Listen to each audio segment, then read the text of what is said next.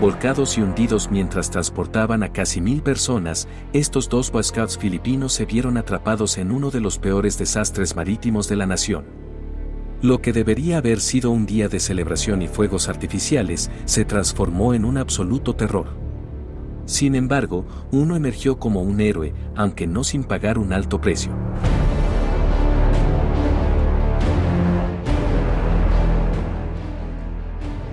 El 2 de julio de 1993, durante el Festival del Río Bocaue en Bocaue, Bulacan, Filipinas, miles de personas se reunieron para celebrar la tradición anual de oración católica conocida como novena, que es una antigua práctica de oración devocional en el cristianismo que consta de 9 días. Al igual que en años anteriores, este festival de 9 días contó con varias reuniones comunitarias, actuaciones callejeras y juegos. Los participantes se reunían tanto a lo largo de las orillas del río, como a bordo de embarcaciones en el agua mientras esperaban ansiosamente el evento cumbre del festival y celebraban la llegada de la pagoda Bocaue. La pagoda era una carroza grande, ornamentadamente decorada, construida principalmente con madera de coco, con un diámetro de 6 metros de altura. Esta impresionante estructura se levantaba sobre una base cuadrada de fondo plano conocida como casco. Llevada sobre la pagoda estaba la Santa Cruz de Bagua. Según la leyenda que data de 1850, la cruz salvó a una mujer de ahogarse durante un tifón cuando se aferró a ella para ponerse a salvo. El festival conmemoraba este milagroso acto de salvación hasta que ocurrió el desastre en 1993.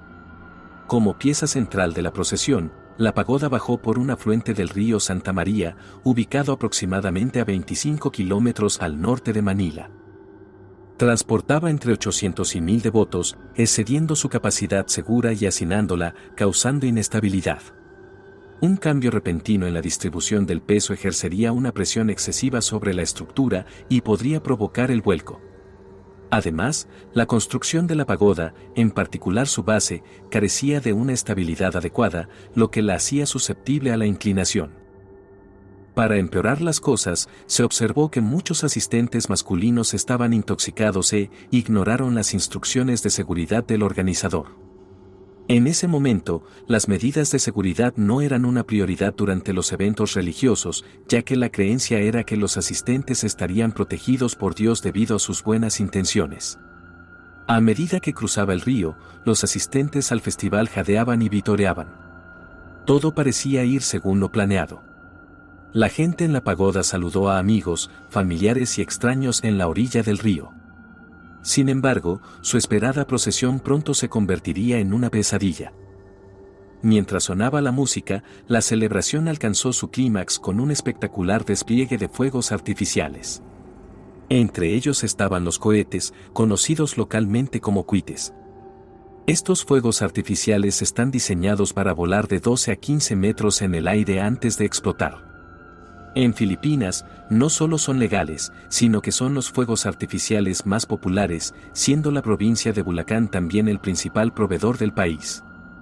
A las 8:15 de la noche, se lanzaron innumerables fuegos artificiales en una ráfaga mientras la pagoda se abría paso a través del festival. De repente, un cohete en llamas salió disparado hacia la gente de la pagoda.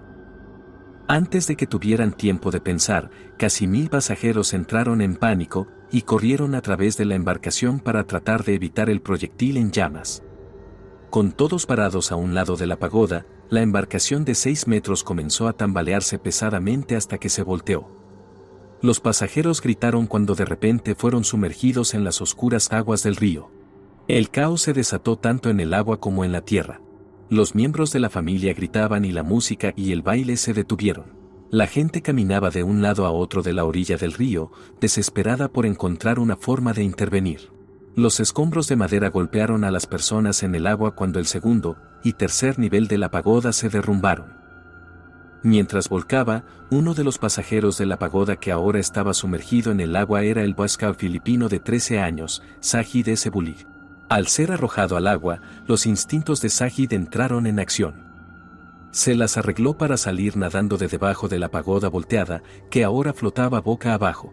Se levantó y encontró el equilibrio en el fondo, que estaba vuelto hacia el cielo. En medio de la tenue luz del atardecer, entrecerró los ojos y examinó su entorno. Mientras tanto, un amigo suyo que también asistía al festival corrió hacia el lugar y saltó al agua. El joven Richard Celestino también era un Boy Scout, y sabía que su compañero Boy Scout y amigo Sajid estaba potencialmente en peligro. Mientras Richard nadaba hacia el accidente, vio a su amigo Sajid de pie en la pagoda volcada, escudriñando el agua. Inmediatamente accedieron a sumergirse debajo de él para tratar de rescatar a las personas. Mientras que cientos de personas ya habían logrado salir de debajo y regresar a la orilla, cientos más permanecían hacinados en una prisión acuática, arañándose unos a otros y tratando frenéticamente de escapar antes de ahogarse. Sajid y Richard respiraron hondo y se sumergieron en el frenesí. En la oscuridad, habría sido casi imposible ver algo bajo el agua. De alguna manera, ambos reaparecieron con niños pequeños en brazos. Nadaron de regreso a la orilla y dejaron a los niños a salvo en la orilla del río. Sajid se dio la vuelta para nadar de vuelta a la pagoda, pero Richard lo agarró del brazo. Le advirtió que si volvía a nadar por debajo, pondría en serio peligro su propia vida. De hecho, Sajid tuvo suerte de estar vivo tal y como estaba, teniendo en cuenta lo que ya había pasado. Sin embargo, a pesar de sus advertencias, Sajid volvió a sumergirse en el agua. Sabía que había más gente ahogándose bajo la pagoda volcada. Cada segundo cuenta. Mientras nadaba debajo de la embarcación por segunda vez, los espectadores ansiosos observaron cómo logró salir a la superficie momentos después con otro niño en brazos. Sajid nadó de regreso a la orilla, dejó al niño en tierra y una vez más nadó de regreso hacia la pagoda. En repetidas ocasiones, Sajid regresó con otro niño en brazos. Finalmente, un total de 8 niños habían sido colocados a salvo en la orilla, empapados y temblando, pero vivos. A su alrededor, el caos seguía estallando como un reguero de pólvora y la pagoda se derrumbó. A medida que se hundía en el fondo del río, los pescadores condujeron sus botes hacia el lugar en un intento por rescatar más vidas. Cientos de personas salían a ambos lados del río, lo que hacía casi imposible rastrear cuántos habían escapado y cuántos seguían atrapados o heridos en el agua. Todo el festival se había cerrado abruptamente. Eventualmente, el caos comenzó a apagarse y la gente dejó de arrastrarse gradualmente para salir del agua. Sin embargo, Sajid no aparecía por ninguna parte. Después de 6 inmersiones, no volvió a la superficie. Aunque muchos lograron escapar, se desconocía el paradero de cientos de personas, entre ellas Sajid Zebulig. Durante los próximos días, las autoridades trabajarían para recuperar los restos, y lo que descubrirían conmocionaría a la nación. Casi 300 personas habían muerto. Se presume que casi todos se ahogaron, aunque se especuló que el generador sumergido en la pagoda había electrocutado a algunos de los que estaban cerca de ella. Se necesitaron varios hospitales para atender a todas las víctimas. El número de víctimas desbordó a los funcionarios, haciendo imposible la identificación individual. Después de confirmar los signos vitales y declarar los fallecidos, los cuerpos fueron transportados a un gimnasio de baloncesto local. Las familias tuvieron que navegar a través de filas de cientos de cadáveres con la esperanza de encontrar a sus seres queridos. Trágicamente, algunos cuerpos seguían sin ser reclamados, sin que ningún familiar directo los buscara, ya que familias enteras se perdieron simultáneamente en el accidente. Entre los cadáveres se encontraba Sajid Zebulig, de 13 años. El joven Boy Scout fue rápidamente aclamado como un héroe popular.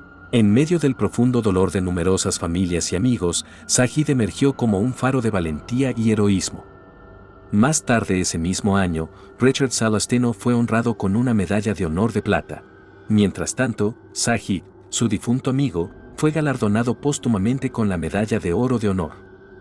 Además, el presidente de Filipinas presentó una nueva medalla, llamada Premio Presidencial Sajid Bullig al Heroísmo, en reconocimiento al extraordinario coraje y sacrificio de Sajid. Sin embargo, el Comité de la Pagoda de 1993 fue objeto de un fuerte escrutinio. Sus acciones fueron puestas bajo la lupa, lo que llevó a un prolongado juicio penal.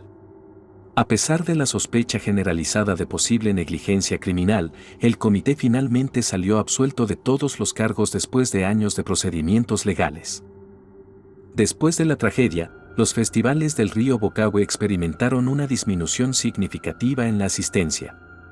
El año siguiente se dedicó en gran medida a honrar a las víctimas de la tragedia de 1993.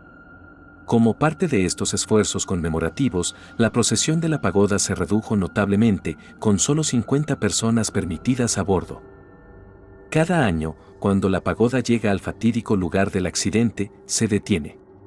Se celebra una misa en la que se leen en voz alta los nombres de las víctimas, en medio de la misma oscuridad que envolvió esa noche hace tantos años. Gracias por vernos y no olvides suscribirte y activar la campanita para no perderte ninguna historia impactante. Deja tu comentario con tus pensamientos o comparte si conoces algún otro accidente increíble que deberíamos cubrir. Nuevamente gracias por acompañarnos y nos vemos en el próximo video.